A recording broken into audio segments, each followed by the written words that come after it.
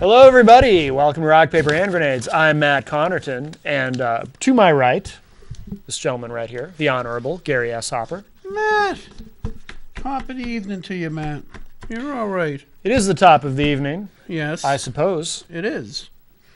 I don't know why they call it the top, but I think we've had the discussion before. They call it the top of the morning. Top of the morning to you. They do that in baseball, too, right? Like, I'm not a sports guy, but don't they say, like, the top of the inning, the bottom of the inning? Yeah, the bottom and the top of the inning. Which one's the top of the inning? The last end of it, right? The start's the top, Is and it? the end is the bottom. I'm That was pretty the sure. Opposite. I'm pretty sure. But again, I'm not a baseball guy. I could be completely wrong. What's the other part? The bottom of the inning. Yeah, I think the bottom's the end. I think it's the beginning. Maybe somebody knows. Somebody call up and correct us, because I really don't know. I should know this. You know, I'm theoretically Irish, and I should know what top of the morning means to you, but I don't. I'm also Irish. I'm Irish and German. Right. My mother always said it's a wonder I'm not drunk and angry all the time with that combination. You would think. Yeah. Right. Or at least trying to overthrow something. Right. Yes. Yes. You know? I'm neither drunk nor angry. Maybe maybe you're not quite as German and Irish as she told you. If you know what I'm saying. Maybe you're French. I think you're French. Oui, oui. Gerard Depardieu. That's about all the French I know. French fries. French fries. Right, right. You know where French fries were invented, right? Greece. See, I didn't say France because I knew it was a trick question. I knew it was a trick. I didn't know the answer. Okay, so what I knew it was a trick question. Richard Olson's supposed to be here tonight. We'll see. He's late, but that's okay. He's been late before. That's fine. Yes. Ooh, I hope he's not pregnant. Yeah, I know. I know. That's probably not healthy. No, he'd have to have his hips like separated and stuff. That's probably. Oh, is that how they do it? If it's a that's- dude? Yeah. Oh, Yeah, wow. they have a hip separation machine where they just take a floor jack. Yeah, They yeah, tie the knees together and they take a floor jack. yeah. Oh, wow. Yeah, That sounds gruesome. That's not pleasant. No. no. Eesh. Ooh. But that's why guys don't have babies. Yeah, well, that makes sense. Yes, exactly. What is that was ridiculous. Why did we come up with that? So let's see what's going on. Oh, I don't know. I feel like Rocky Balboa this year. Yeah. Because you know how like Rocky would, he'd get up in the first inning, he'd like stand up, he'd get knocked down, he'd be all bloody, and then he'd get back up again and kind of a little shaky on his feet, like knocked down again, and Yeah. it's been that year for me. One of those years. What the heck? I had early on in the year, I had the radiation to treat the pre-skin cancer crap on my neck, on half of the neck, Yeah. and that knocked me out of service for a couple months. Yeah. So I started feeling a little bit better and getting back on my feet, and then in July 10th, I was hit Oh, the on the accident. motorcycle, and that threw me through a loop, and I ended up having surgery in July. Yeah. So I was starting to feel a little bit better from that, and then I went into radiation to radiate the other side, which knocked me out of service again. Yeah. And I was just starting to feel like started getting my energy back about 3 weeks ago. I think when I started the show was when I first started feeling some sort of energy. Yeah. And then I found out this week that I got a carotid artery that's all clogged up, and I got to go in for an operation. So Yeah. I'm really going to be glad when 2014's over. No kidding. This Yeah. has not been my favorite year so far. No. And I know God's got his plan, but I'm not liking it right this minute. Right. You know yeah. what I'm saying? Yeah. So, but he's calling the shots, not me. Well, at least the artery thing, I mean, I assume that's a relatively routine procedure. 99% of the people survive. Yeah. I'm surprised it's not 100%. No. I guess it's not quite as 99, routine as no. I'd like to think, but No, and my gambling is not. I'm not the good gambler there, so I'm thinking my odds aren't so great. you'll be But, fine. Yeah, I'll be fine. You'll be fine. Yeah, somebody's gonna cause trouble. Do you know when you're having the surgery? Yeah, Friday after this Friday. Oh, this coming Friday? Usually I don't tell dates like that on TV, but I know there's people in Malaysia are watching it. So. Yes, the Malaysians are going to be concerned. Yeah, but they also, Yeah, exactly. I know. Oh, yeah. We can't say that. We can't say that. We'll get in trouble. Again. Yeah. So anyway, so what's going on politically? What we had this Jonathan Gerber. Gerber? I think it's Gruber, Gruber. the architect of Obamacare. I wrote it on my hand because I knew I wouldn't forget the name. I think it's remember Gruber. the name. Yeah. Gruber. Yeah. Jonathan Gruber, Massachusetts Institute of Technology specialist that your tax dollars paid about $400 or close to $500,000 to write Obamacare. Mm-hmm. And he was kind enough to came out the other day and admitted, quite frankly, in multiple places that he made it as confusing enough so that most people could not follow it. Right.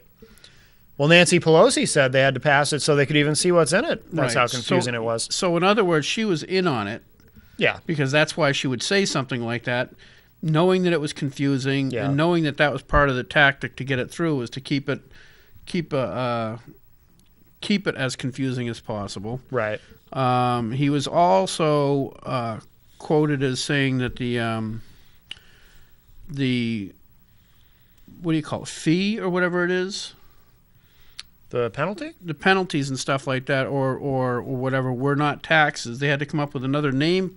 There's two things. The primary focus and why they wrote it so confusingly is, one is they had to make sure that it wasn't construed accurately as a tax. Mm-hmm. Right. Because if it was a new tax, then it would fail. The other thing they had to make sure that it was confusing, people would be confused about, is the fact that it was only the younger people were going to be forced to buy into this thing to pay for the insurance of the older people. Mm-hmm.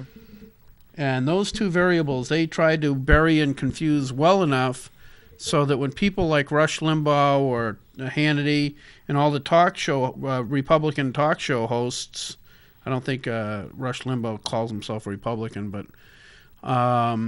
anyway, when the conservative talk show host came out and said this, and this is going to happen, Mm-hmm. they'd look at the bill and people would go, really? It'd be, Yeah. and that's what happened. Because if you look back a few years ago when those talk show hosts were talking about Obamacare, they were saying all the things that Jonathan Gruber just said the other day. Mm-hmm.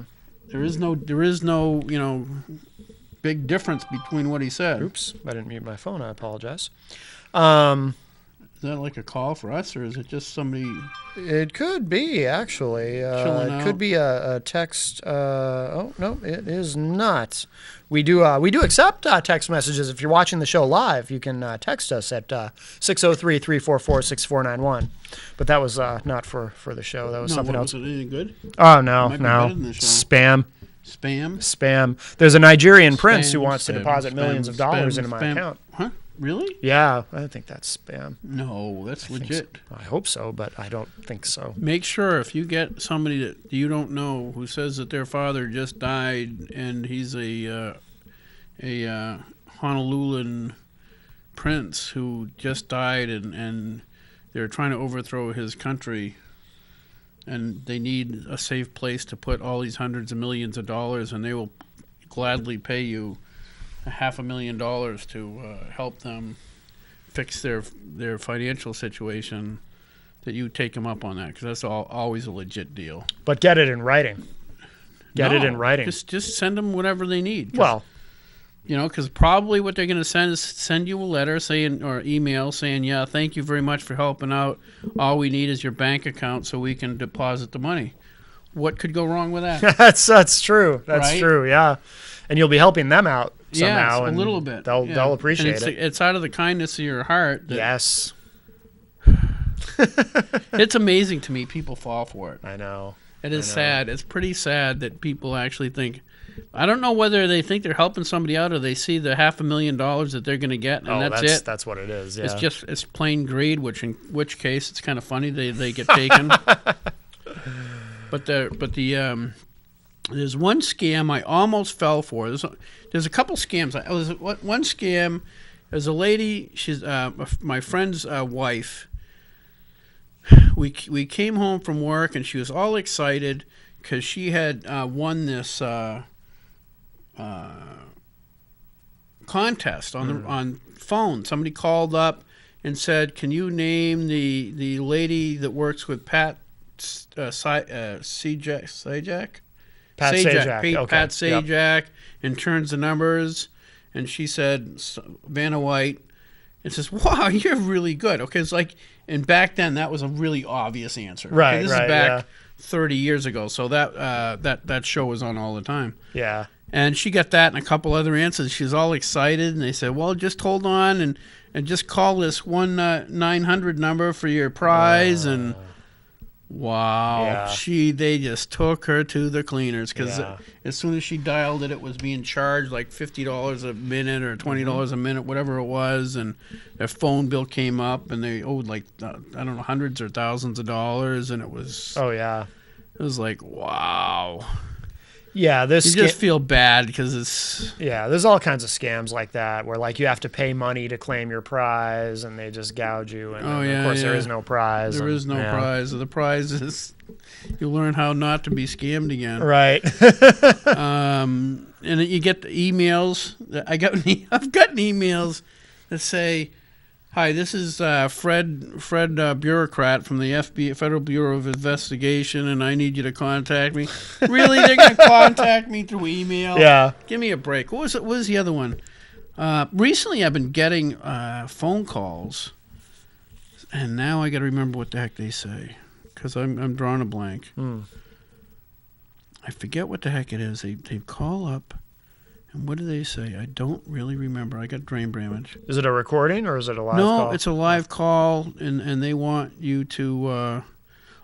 this is what it was. They call up and they say, "Hi, I'm Bob, Thompson," and they got like an Indian accent. Oh, yeah. And I'm calling from Microsoft. And I says, "Really?" He says, "Yeah. I mean, I should have had some fun with them, okay?" Yeah. But anyway, so I'm calling from Microsoft. You have a virus on your computer that we're trying to eradicate right now, and if you'll just go over to your computer, I'll help you walk you through it. And I says, "Really?" Anytime I've ever had a problem with Microsoft, I had to work my butt off trying to find out the information to fix it. Yeah. They never call me. Right, yeah. You have to figure it out on your own and then go to their website and maybe find out what's going on. But there's no way in heck that they're going to call me up and say, yeah, we're just trying to help out, Yeah. It's like, wow. I says, one of them, I think I said, do people really fall for this? Yeah. You know what I like about the email ones is that some of them, like you said, they'll be allegedly from something or someone very official like the FBI. Yeah. But then if you read through them, they're full of misspellings and bad punctuation, and you can tell it's written by someone who probably English isn't even their first language. Yep. Yeah, I know. I get those too. I got one yesterday. Was some woman. And it says, "I was looking through your profile, and I'm very interested in meeting you." Oh, yeah. I get those, yeah.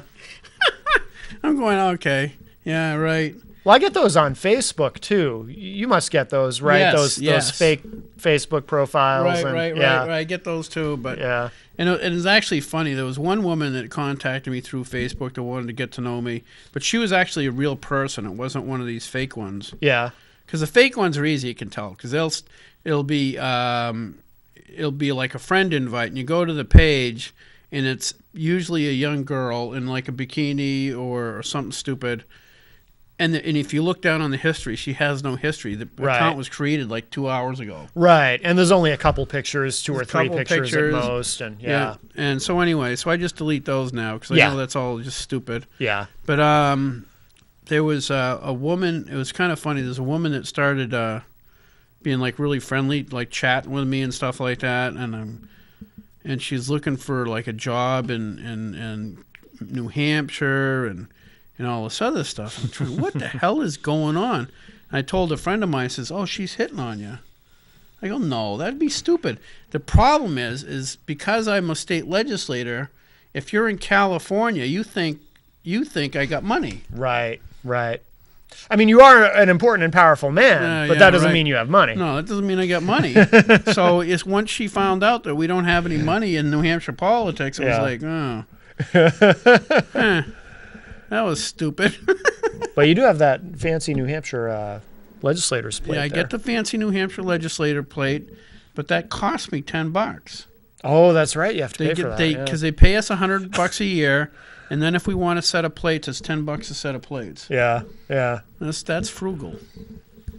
That's very frugal. Yeah, well. State. Yeah. Let's see, what else? What was the other one that was good? Oh, excuse me. The funny one, not funny at the time, it was kind of nerve-wracking, was years ago.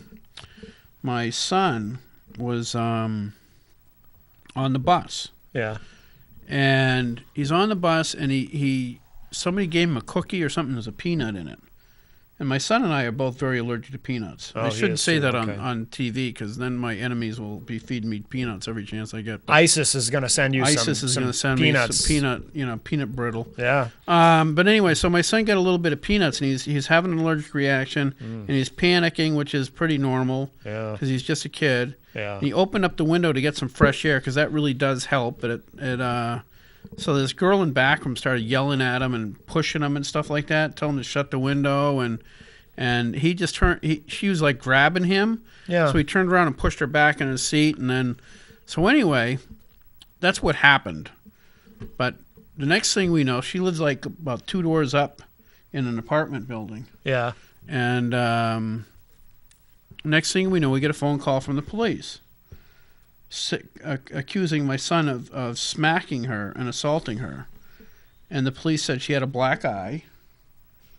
And it was like, holy mackerel, So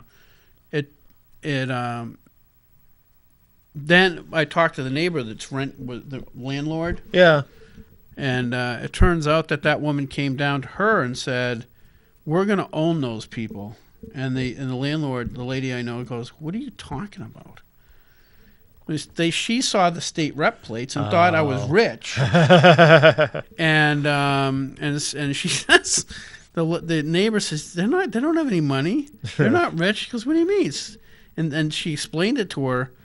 And luckily, it was one of the few times I like surveillance, because they had the surveillance cameras. Oh, okay. On the bus. Yeah, is that that must be pretty standard now, right? I guess. Yeah. But anyway, it clearly showed that my son never touched her. I mean, pushed her back in the chair, but never punched her. Right, right. And so, wow, how she got a black eye is a question for another day. But the presumption was, because I was a state legislator, I was really, really rich, and she was gonna sue me and owe me, and it was like, wow. Right, right. It's so sleazy. Yeah, that is. But. Wow. So I got to figure out who I can sue for something. I got to sue somebody for something. Yeah. Right? Yeah. I mean, that's the way to get money. Yeah. You don't want to earn it. No. No, that's work. Well, you still got to earn it if you're suing someone. I mean, you have to take the time to find a lawyer, and you have to go meet with them and pretend that something really happened that didn't necessarily happen. You probably got to write some sort of statement or something. Something. Your hand might cramp up while you're doing all that writing. Yeah. So, it's exactly. work. It's exactly. work. I think that's one of the real. Somebody said that to me a few years ago in the legislature. What we really need to do is bump up the penalty for perjury, because we get that a lot. If you're familiar with the family courts, people are accusing each other of things, heinous things, all the time with no. Just because they're mad. Sure. And under oath, they're still they're lying. Right. Like apparently this Gruber guy did to the Congress. I would assume. I hope he did. Yeah. I hope he was under oath. He may not have been. I don't know. I don't know, because it's weird. Sometimes they don't go under oath when they testify. I know. And I know. And technically, apparently, if I understand correctly, it's not illegal to lie to Congress unless you're actually under oath. So I'm not sure. I bet he wasn't. Yeah. I bet that the Democrats obviously knew he was lying. Actually, you know what? I'm sure you're right. I'm sure he wasn't under oath, because if he typically I think they only put you under oath if it's a hearing for something that's gone wrong or whatever. If he's just testifying about how this bill was supposed to work, then he probably wasn't under oath. They made sure he wasn't under oath, so he could lie away, and there would be no consequence. But anyway, so to get back to my point, they one of the legislators wanted to introduce legislation to increase that or at least enforce the laws against perjury. That includes cops. Yeah. Good. You know. Yeah. I mean, because if they're lying, I had that actually happen to me when I was a kid, which is one of the reasons I as I grew up, when I saw what they did to me, it was hard to grow up and have this unrestricted reverence for the police force. Right. Some people grow up. I know some people grow up and they have an altercation with the police and they get floored because they said, "Well, I thought they grew up listening to Barney Fife and, right, and Hawaii Five-0, and they just figured the cops were straight shooters and right, yeah." But I was a teenager, and my dad had sued the town we lived in. Yeah. Because the old townies were only paying taxes on the value of their house, but their value of the house was the value at which it was when they bought it. Okay. So if they bought it in the 20s, their house was worth $5,000, and it was sitting on 40 acres of land, and it was Mm-hmm. It's like this really nice house on 40 acres of land. Yeah. And they're paying, as if it's a $5,000 house. Right, right. So all the new people were paying all the taxes. Okay, yeah. So my father filed a class action suit and won. Oh, wow. Yeah, it was before Prop 2.5 in California or anything else. It was one of the if not the first real tax reform lawsuit. Yeah. And anyway, the police did not like us Yeah. for obvious reasons. Yeah. Yeah. And so anyway, my dad had a Pinto, and Dad was a computer programmer. He had, I don't know if you remember, way back, if you looked at the computer papers, there was a this green and white line paper that all the computers printed out. Yeah, the dot matrix stuff. Yeah. And so he had all these papers in the back, and my brother, my older brother, who was old enough to drink, had left 3 bottles of beer in there. Yeah. Uh-oh. And I didn't know it was there. I would have drank it. In fact, I did know there was 2 quarts of beer in the car and a quart of Tango, because me and my friend Willie were supposed to meet some girls in Maynard. Yeah. And so this is in Stowe, Massachusetts. And so Willie took the cops were like busting everybody. Yeah. It was at this party place. Oh, okay. Where everybody gathered, called the Delaney Project. And so that we saw the cops up the street already, harassing people. So Willie took the beer and the Tango and put it over in the woods. He got back in the car. We started taking off, and cops pulled in front of us, stopped, walked around the car, and found the beer in the back. Okay, because they're looking through the with the thing, and they arrested me, handcuffed me, fingerprinted me. Oh wow! Because it was pretty much the heinous worst crime that ever happened. I know, right? I'm surprised they didn't taser me. And shoot me. Well, they didn't have tasers back then, so that was pretty helpful. And to be honest with you, though, I wasn't that good a kid, so they were looking for something too. I mean, it wasn't necessarily just because of my father. How old were you when this happened? Oh, I was probably 16. Okay, yeah. Huh. And so I went to court. Yeah. And it was Officer Ciccolone. He went before the judge and said that he was following my car and saw the beer in the back window and decided to pull me over. Okay, now it was one of those old fastback Pintos. Yeah. And the gap between the window and the floor of that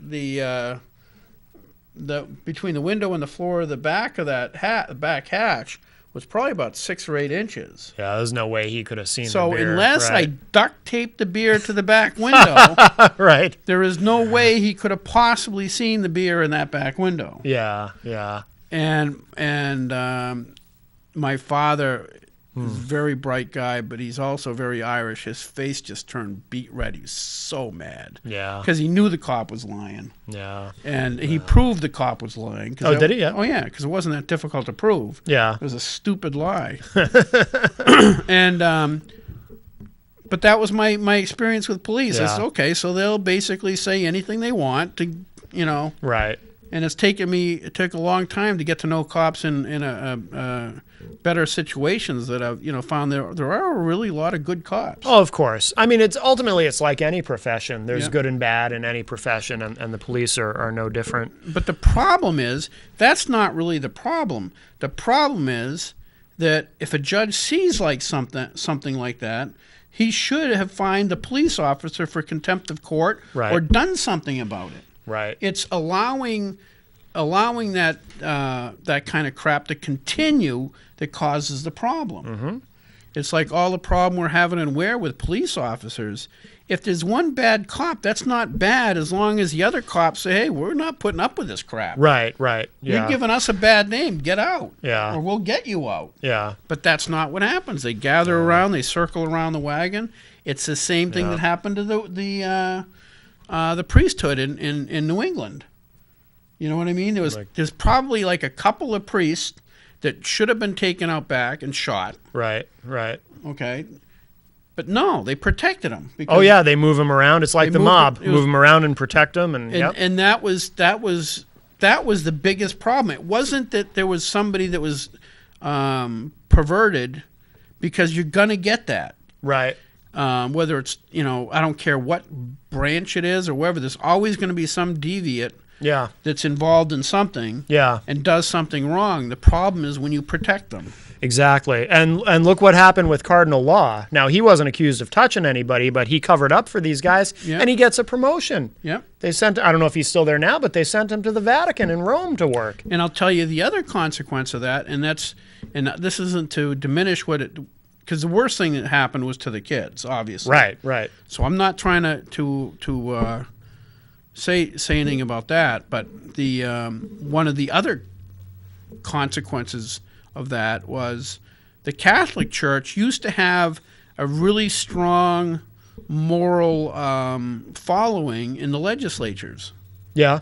Okay, if the Catholic Church said, "Hey, don't do this," that represented like in Manchester. How many Catholics you got in Manchester? That was a huge constituency. Right, right. And so if the Catholic Church said, "Hey, we don't want you passing this," our diocese says would really like you to vote against this, and this is why. That meant a lot. Sure, sure. But then after that, it's like, really, Yeah. and there's there's a lot of really awesome Catholic priests and everything else. Of course, yeah. But it's just the protecting of those few that are deviant in the police force or in politics. We see that all the time too. Absolutely. We have a call. Hey, maybe this is our guest. Oh, maybe. Hi, welcome to Rock, Paper, Hand Grenades. Who's on the line? This is the worst show on TV. You people should be ashamed of yourselves. I recognize that voice. Oh, you do? I certainly do. I don't think he's should be ashamed of ourselves. I'm a politician. I don't have no shame. Hey, I lost my election because of you two. No. Because of this show. It couldn't have anything to do with the fact that you're in a Democratic district, could it? No, because people told me when they were leaving the polling station, they voted against me because they saw me on the show. Oh, yeah. We tried to mobilize the Malaysians for you. Yes, we remember really that? did. No, actually, he mobilized the Malaysians for us. Right. Anyway, hey, you going to file that bill for me for crossbow hunting? What was it again? I thought you were going to talk to John Burt. I did, but he doesn't think he's going to be on Fish and Game. What? What's he going to be on? I don't know, something important. Something important? But anyways, yes, dear. The other thing I wanted to mention is you should talk about your dad's experience at the Chosin Reservoir. I didn't know your dad had been at the Chosin Reservoir, and I was just reading about that the other night online. What a horrific, one of the worst battles in history. Just like they were outnumbered, they were running low on everything, ammunition, food, fuel. It was 40 below zero. So you should probably talk about that, something interesting for a change, okay? I'm going to let you go. And the other thing, parting words, greatness usually skips a generation. So your dad was a great guy, Right. And obviously it has skipped your generation. But I'm going to go and talk about your dad's experience. Wait. What's your excuse then? I'm great. Thanks, Ross. Thank you for the call. Yeah, yesterday was Veterans Day. Yes, it was Veterinarians Day. Oh, that too. And yeah, then the day before was the Marine Corps' birthday. Oh, I didn't know that. Okay. So what Ross is talking about is I took my dad's picture, and he was a corporal in the Marine Corps, and I took his picture and used that as my my Facebook profile picture. Yeah. Thanks. Yeah. And he was a corporal, but he was a corporal, then he was a private, and then he was a corporal, then he was a private, because what he did, he's Irish, Yeah. and they drink a bit, Yeah. Yeah. and he used to get in fights and stuff. No kidding. Oh yeah, but I'm not sure. I say that, but I think it also could be a result of what happened to him in Korea. I mean, if you talk to some of the soldiers that have come back from really tough combat, they're on edge. Oh, of course. Yeah. They're ready to tweak. Sure. I had a friend of mine from PTSD. PT. I always forget the letters. PTSD. Yeah. PTSD. So I had to give you an example. I had a friend of mine from church was in the battle was in Normandy, Yeah. and it was a horror show. And he fought. I think he fought with Patton all the way into Germany. And when he got back, he was like a local hero. And now he's just this wonderful old man. But he told me, he says when he came back, he couldn't handle it. Yeah. He almost strangled his own mother because her mother like nudged him to wake him up in the morning. And he's, Sure. Oh yeah. Yeah. He tried. People were giving him job offers and everything else because of what he had done for the country. And he started over here in the mills, and his foreman came up and just tapped him on the shoulder and turned around and decked him. Yeah.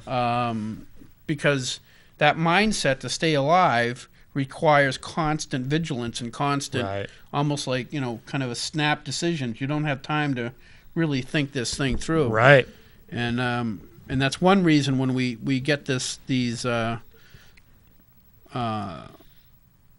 don't know if you remember in the beginning of the Iraq War, there was a guy that I forget what his title was. I think it was like a sergeant or something like that. And he a bunch of his guys had just gotten blown up, and there was a guy there that he knew had information as to where these bombs were or something like that. And he grabbed him, and he put his head down, and he shot like right next to his head. Yeah. He got like I don't know if he did jail time, but I think he got like dishonorably discharged or something. I don't recall what happened. Yeah. But this is warfare. Right. You know what I mean? It's insane to send young men and women over there and tell them, here, kill all these people, Right. and then tweak when they do something that's politically incorrect. Yeah. That's one of the reasons why I've always said, I love our military. I object to much of our foreign policy, but I love our military. Oh, yeah, And I can't imagine. I just have infinite respect for them because not on my best day do I have what it takes to run into a place where people are actively trying to kill me and deal with everything that goes with that. So I just, my dad was a veteran. He was in the Navy during Vietnam, and he did things he can't, he isn't allowed to talk about, a lot of classified stuff. I've tried to get it out of him anyway, but those you things. tried what do they call that? What is that? Truth serum. Yeah, I put some in his food one day at lunch, Right, but yeah, but no, nothing? but he didn't break. He didn't break. You tried like bright lights. No. But that's a good idea. It is a good idea. And I'll tell him I have ways of making you talk. You should. While he's under the bright lights. Right, And you that should should. work. I saw that in a movie. Yeah, that should work. It's a good idea, Gary. Yeah, you got to get it out of him before he goes. I'm going to do that Thanksgiving. Okay, Thanksgiving. I'm going to get a him good to time. talk. Yeah. Give him a like glass of wine, kind of butter him up, get it Thanksgiving, and then hit him with the bright lights. Yes. But I know I watched with my dad. Obviously I didn't have any idea what he was like exactly when he came back. Yeah. but I saw the ramifications for him from growing up. And if you've ever had a Marine drill instructor who's been through combat as your dad, well, you grew up in boot camp. I bet. I bet. You know, and it's not all that pleasant. Not a lot of sympathy. Sympathy wasn't one of his strong suits. I remember I came in, my nose is gushing blood, and I was crying because I was a kid. Yeah. And I broke my nose. I'd be bleeding more than that if it was broken. Shut up.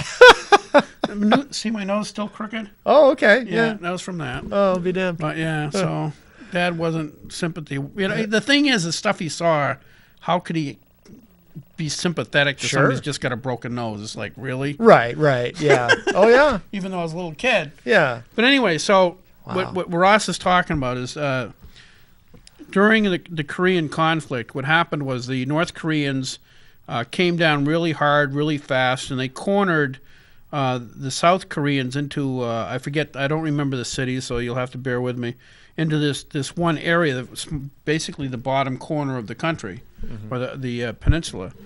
And so MacArthur came up on the 38th, I think it's 38th parallel, and it was actually quite a brilliant but risky invasion, because the tides are so great that nobody thought anybody would have in their right mind would run an invasion that way. And because of where he came in, he cut off all the train lines and the supply lines to the South Koreans, and so they had to retreat. Well, MacArthur got a little arrogant, and after they had retreated past the prior lines, decided to go for gold and take over the whole peninsula. Yeah. The Chinese had already warned him that if he went above the Yalu River, I think it was, that they were going to get involved. And so anyway, I don't know how many. The army went up one side of the peninsula to pursue the retreating North Koreans, and 10,000 Marines went up the other side. And what MacArthur didn't know is that Chinese had gotten involved, and it was kind of a trap. And the side where my dad was, there was 10,000 Marines surrounded by about 100,000 North Koreans and Chinese. Wow.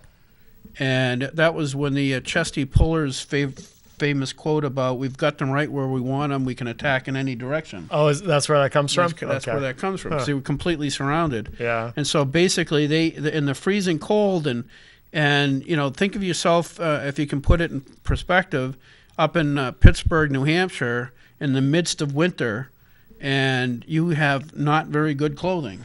Yeah. I mean, they had winter clothes, but they weren't made for that kind of winter. Right. And they had to fight their way out, and it was really, really brutal.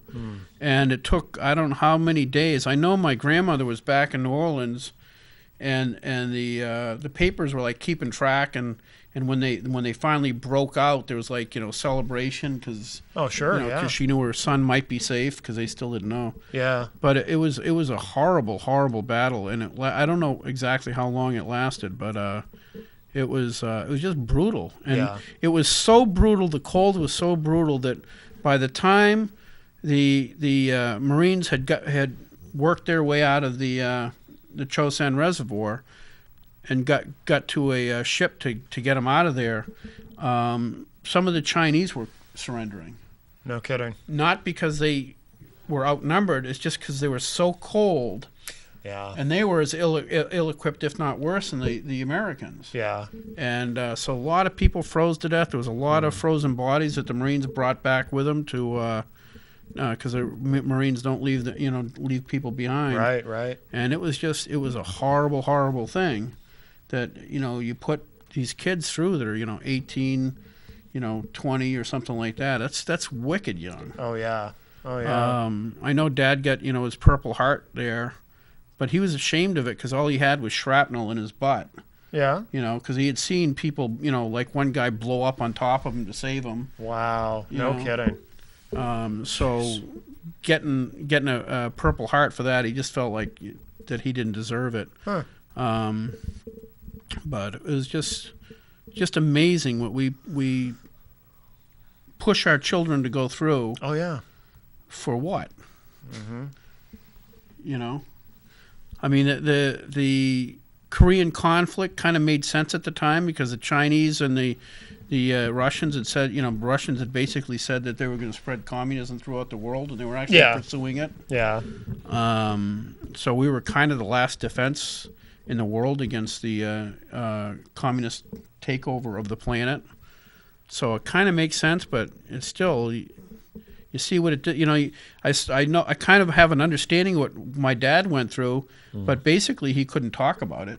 Yeah. I think one time when he finally got older, probably in his 50s, he could talk a little bit about it. Yeah. Yeah. And I remember asking him, I said, I'm glad I didn't go to war. I'm really glad, because I know, just having him as my dad, I know how he came back. He did the right thing. He went to MIT. He's a strong guy, but you could tell he was like angry almost all the time. Yeah. The anger was always just sitting there under the surface. Yeah, yeah. And he didn't abuse me or anything else. He didn't do. He's not. I'm not saying anything bad about him, but I know his that experience really messed him up. Sure. And so one time I was sitting there talking to him, and I said, I'm glad I didn't go through that, because I've seen I didn't say that, but in my head I'm thinking, because I've seen what it did to you. Yeah. And but what is it like? Why it's a mindset that you must to survive it. Yeah. And he said it's not a hate thing. He said you didn't hate the North Koreans, Right. which is what you presume watching TV. He said they're just doing their job, Right. and you're doing your job, and you hope to kill more of them and don't get killed yourself. Right. That's all it is. It's nothing personal. It's not personal. Sounds funny to say it that way, but it's true. It's yeah. And he said, to give you an example of the value of things in combat, he said he was sitting on the back of a truck, and they're going down the road, and there was a canteen on the side of the road, and a dead North Korean on the other side of the road. All the tracks of that entire convoy went through the dead North Korean, because the canteen had value. Yeah. The North Korean was nothing. It did not matter at this point. It was dead. Right. Right. And that's that kind of illustrates the intense lack of humanity that war produces. Oh yeah. Well, I've gotten the impression too, just from people I've talked to, that's also part of the training too, before they even get to war. Although maybe at that time it was different, but I think now they kind of do. I don't want to call it brainwashing necessarily, but they kind of train you to not feel, like to be able to shoot at targets without feeling any empathy, without sort of mentally distinguishing between a target and an actual human being that you're shooting at when you get out there.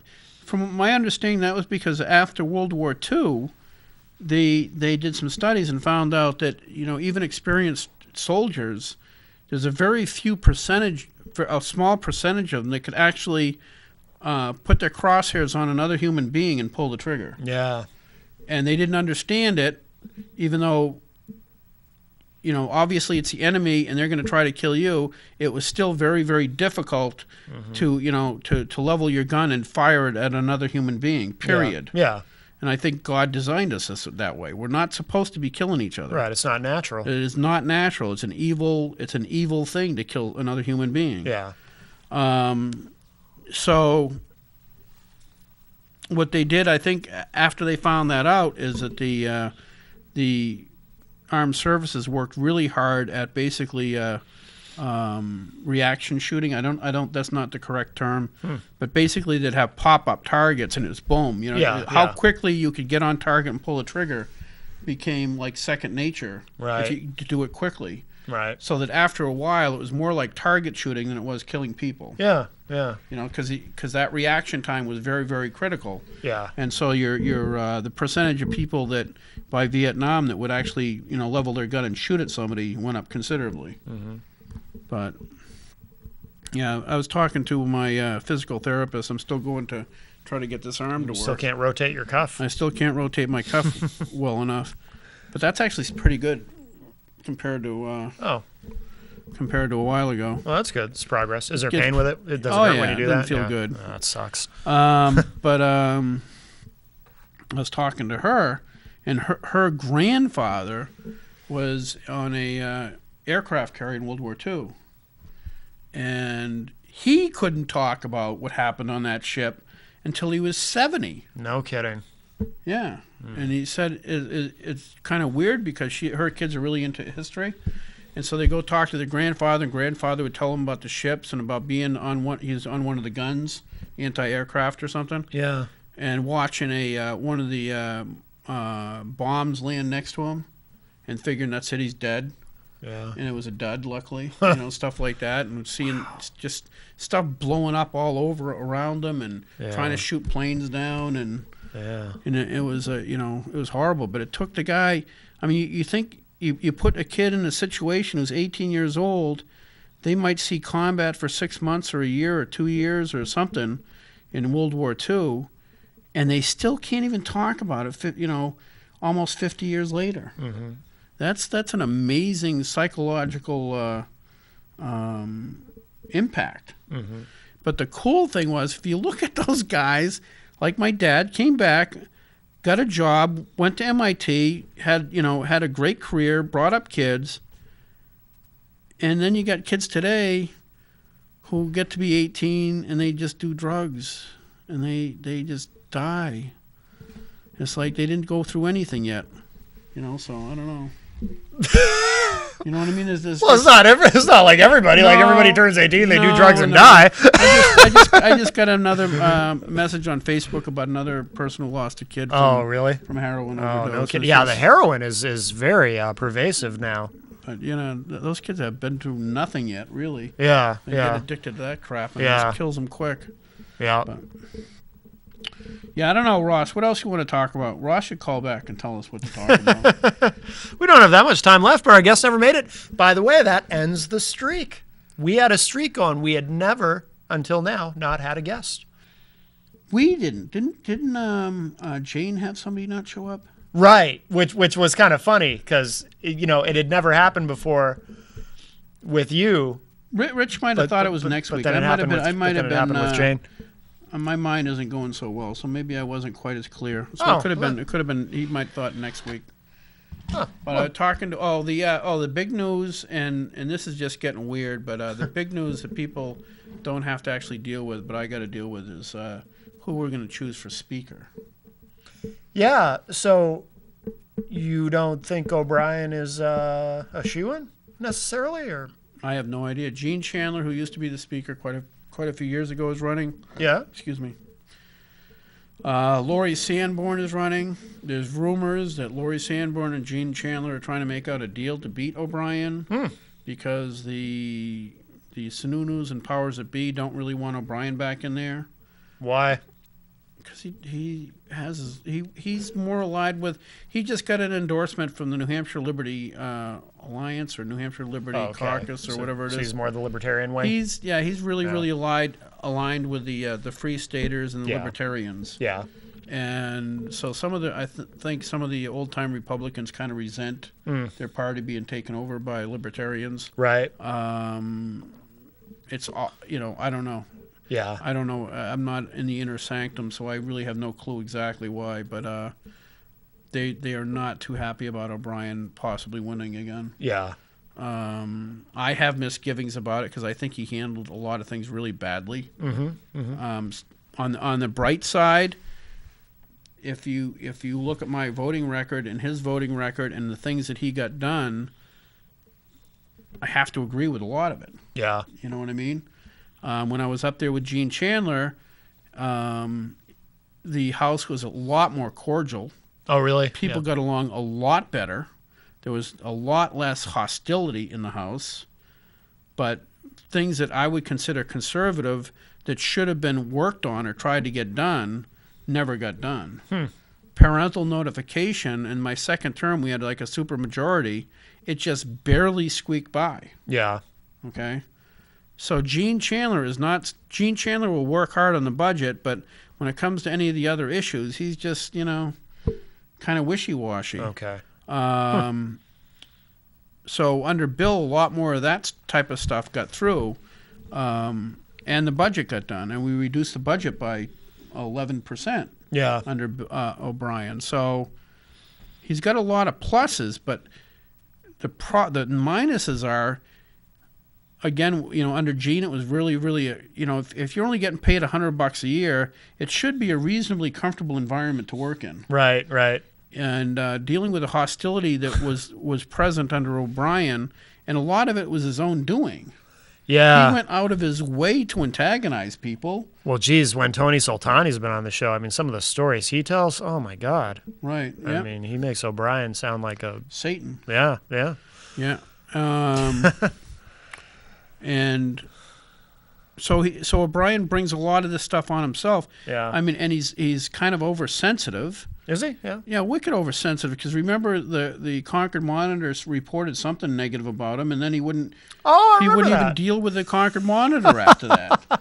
I mean, that's an insane position to be in as Speaker of the House, to say, no, I'm not talking to the Concord Monitor anymore. Yeah. Because you're the Speaker of the House. You're not. Yeah. It's not like you're just some loose cannon like me over in Ware, whose effect of whether I do or don't do something is really not that relevant. Right.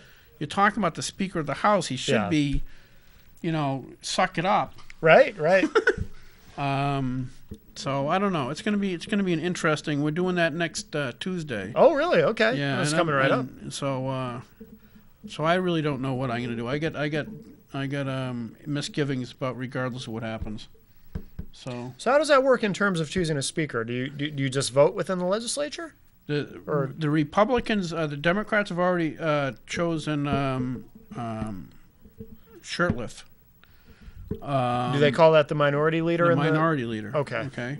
All And he's a nice guy. Yeah. I like him a lot. I mean, he's a very pleasant person. Yeah. I would never vote with him Sure. Yeah. because he's liberal. Yeah. But that doesn't make him a bad person. Right.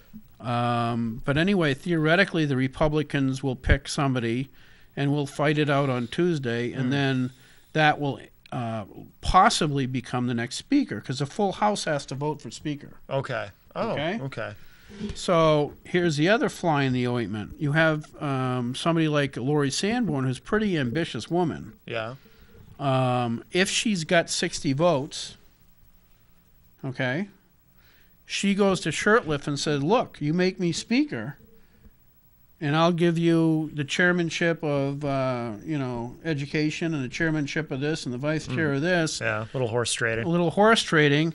And the next thing you know, we have somebody who's kind of, in between. I'm not saying she would. I'm not. Yeah. This isn't like a cut at Lori. I'm just saying Right, just an this example. is the type of thing that's happened in the past. Yeah. Yeah. Where a Republican that didn't have quite enough votes made a deal with the Democrats, and the next thing you know, we've got basically a complete Republican majority with a democratically leaning leadership, Okay. Yeah. which would be pretty interesting, but not good for the stuff that I care about. Right. Right. So But fascinating. God, it's very I fascinating. love politics. Love it. Yes, sometimes I do too. But I think there's going to be free food on Tuesday, so that's important. Oh.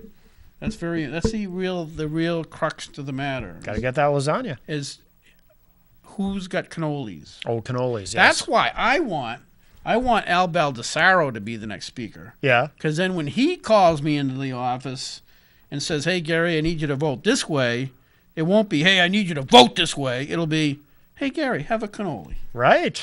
Right. Al, There you you buddy. go. There you I go. love you. They used to say that on The Sopranos when they were making deals. What? Have a cannoli. No, really? I don't know. No, I made that up. Anyway, we'll see you guys next week. Hopefully our guest shows up then. Yeah. Bye, everybody.